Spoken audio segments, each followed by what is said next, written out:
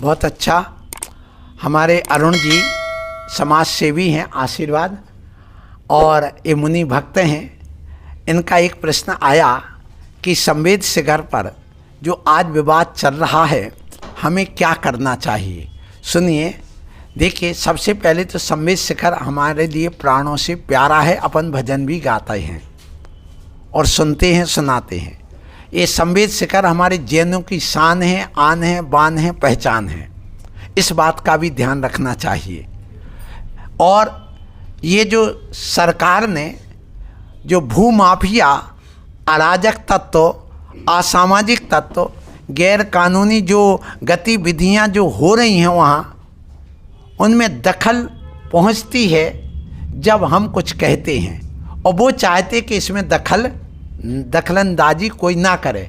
जैसे अभी जूते चप्पल पहन के गए तो अपन ने थोड़ी दखलंदाजी किया, तो वो जो माफिया लोग कहिए, असामाजिक तत्व कहिए, गैर कानूनी जो गतिविधि, ये तो क्षेत्र मेरा है, पहाड़ मेरा। भैया, पहाड़ किसका है? जरा देखो, आप लाओ कानूनन तौर पे कि तुम्हारे पास कहाँ लिखा पड़ी है। तो ये जो है ना, उनको ठेस पहुँच गई।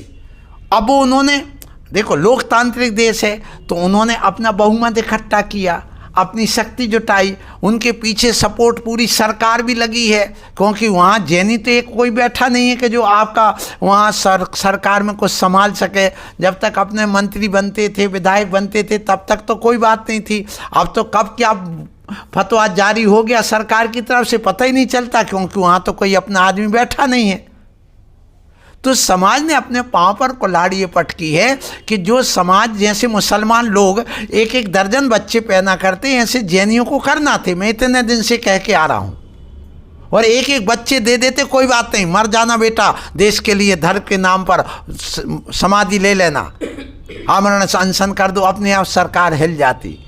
तो ये समाज ने गलती की। अब चलो, गलती हो गई, कोई बात नहीं, अब क्या करना चाहिए, इनका प्रश्न है कि देखिए, जैसे सरकार ने पर्यटक क्षेत्र घोषित किया है, इसकी आड़ में जो ये मान के चलना कि सरकार उसको हथियाना चाह रही, बस यही है। दूसरी बात, अपनी आय का साधन बनाना चाह रही है। अब ऐसी स्थिति में हमारी पवित्रता देश की और उस क्षेत्र की समाप्त हो रही है, मर्यादाएं सब नष्ट हो रही हैं, और यही लक्ष्य है कि ये सारी मर्यादाएं टूट जाए। और इसमें एक और है कि उनको मालूम है कि जैनी लोग तो अहिंसक हैं, ये तो कुछ कर नहीं सकते। अब ऐसी स्थिति में ये हिंदू और जैनों के बीच में वैमनस्यता पैदा करने के लिए भी ये लाया गया, अपना संविधान सामने लाया गया। अब उस वैमनस्यता बढ़ती चली जा रही है, अपन विरोध कर रहे, वो भी विरोध कर रहे। अब ऐसी स्थिति में अपन को बहुत सावधानी से, योजनाबद्ध तरीके से शिखर जी को बचाना है, तो अपने लिए दशा और दिशा दोनों सुधार करके काम करना चाहिए, क्योंकि हमें अपनी दशा भी सुधारना और दिशा भी सुधारना है। अभी ना हमारी दशा सुधरी है, ना दिशा हमें बोध मिल पा रहा है। तो दिशा बोध लेने के लिए सबसे पहले हमारे लिए उचित कानूनी कार्रवाई करना चाहिए।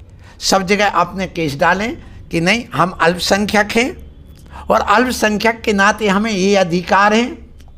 और दूसरा कि हमारा ये पहाड़ लिखा पढ़ी में एक क्षेत्र है, इसकी पवित्रता हमारी पूरा, इसमें जो 27 किलोमीटर का जो पूरा हमारा यात्रा होती है, इस पूरे पहाड़ पर हमें पूरी स्वतंत्रता मिलना चाहिए, और हमारा वहाँ गेट लगा लेना चाहिए। जब हम आदेश देंगे खोलेंगे तभी खुलेगा, अन्यथा इस पहाड़ पर कोई नहीं जा सकता।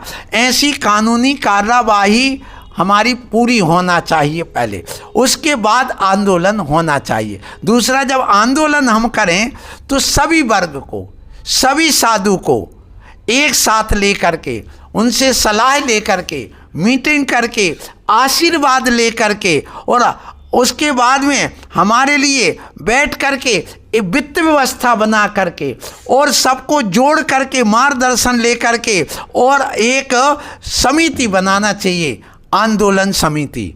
और अकेली अपनी अपनी ढपली, अपनी अपनी राग नहीं।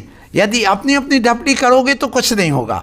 इसलिए चाहे वो श्वेतांबर हो, चाहे दिगंबर हो, चाहे स्थानकवासी हों, चाहे तेरापंथी हों, चाहे मूर्ति पूजक हों, कोई भी रहें, इन सबको मिलाएं। क्योंकि तीर्थ क्षेत्र अकेले दिगंबरों का नहीं, अकेले श्वेतांबरों का नहीं, अकेले तेरापंथी का नहीं, अकेले बीसपंथी का नहीं, जैन मतलब जैन। मैंने पहले कई बार प्रवचन के माध्यम से कहा, अरुण भैया सुनो, हमें कट्टरपंथी नहीं, कट्टर जैनी बनना है।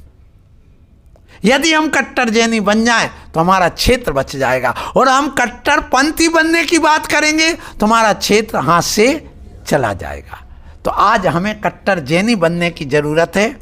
और हमारे लिए वहाँ पर जो सरकार वहाँ पर जो संविधान लाना चाह रही पर्यटक वाला, उसमें हमें क्या क्या हानि हो सकती हैं, क्या क्या लाभ हो सकते हैं, ये भी हमें समीक्षा करना चाहिए बैठ करके। और वहाँ पर जो डोली वाले जाते उनसे क्या हो सकता है, और जो वहाँ पर मोटरसाइकिल वाले जाते उनसे क्या हो सकता है, जो नाश्ता दुकान आदि जो वहाँ खोल के बैठे हैं उनसे क्या हो सकता है, वहाँ जो अशुद्धि में जा रहे हैं उनसे क्या क्या हानि कैसी हो सकती हैं। इन सब को अपन लेकर के एक बृहद रूप में पहले एक मीटिंग करें, 1 महीना लगाएं, भले लग जाए कोई बात नहीं, और उसके बाद बैठ करके अनशन अंतिम हथियार है हमारा। अनशन पे तत्काल नहीं बैठना चाहिए, पहले अपने कानूनी लड़ाई लड़िए, उसके साथ में जुलूस निकाल के आंदोलन करिए, फिर चक्का जाम करिए। जब नहीं माने तो बस इसका तो एक उपाय, आज वर्तमान में 10,000 मुनिराज हैं, श्वेतांबर और दिगंबर के सबको मिला के। कितना? 10,000। यदि ये मिला करके, बल्कि स्थानकवासी और मिला दें तो 17-18 हज़ार और हो जाएंगे सब मिला करके। तो यदि ये सब अपने आप में त्याग दें भोजन, फिर देखो सरकार क्या, पूरा हिंदुस्तान नहीं पूरा विश्व हिल जाएगा। ये भी ध्यान रखना। तो ये अंतिम हथियार है, अभी नहीं, इसको अभी नहीं करना चाहिए, अभी तो उनके माध्यम से करें, यही मेरा आशीर्वाद है।